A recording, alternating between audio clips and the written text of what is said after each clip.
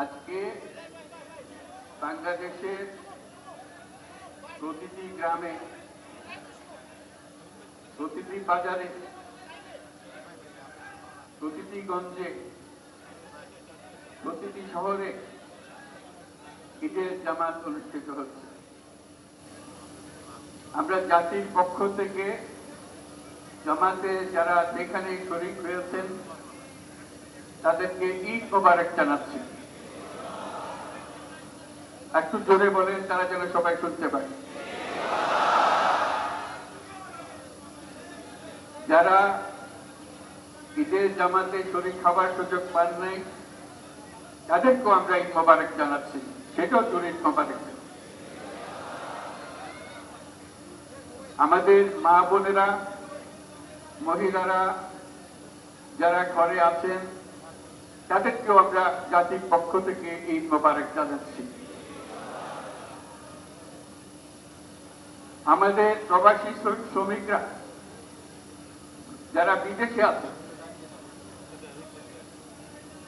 সারা বছর কষ্ট করেছে, আজকে হয়তো ঈদের জামাতে যেতে পারবেন কিংবা যেতে পারবেন না, কিন্তু জাতির পক্ষ থেকে আমরা তাদেরকেও ঈদ মোবারক জানাচ্ছি। যারা বাংলাদেশিরা আছেন পৃথিবীর বিভিন্ন দেশে, জাতির পক্ষ থেকে তাদেরকে আমরা বলে যাইনি, তাদেরকেও আমরা ঈদ মোবারক জানাচ্ছি। যারা হাসপাতালে আছে, রোগী বিভিন্ন কারণে ঈদের জামাতে যেতে পারেন নাই, তাদেরকেও ঈদ মোবারক জানালাম। ঈদ দূরত্ব ঘোচানোর দিন, নৈকট্যের দিন, ভালোবাসার দিন। আজকে সেই দিনটা আমরা যেন গভীর ভালোবাসার সঙ্গে উদযাপন করতে পারি, সেই বাক্য, সেই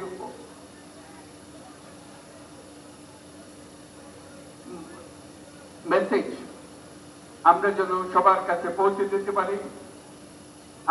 আজকে একটা অটুট ঐক্য গড়ে তোলার দিন, এবং আমরা স্থায়ী ভাবে এই ঐক্য গড়ে তুলতে চাই। ঈদের জামাতের এটাই আমাদের কামনা।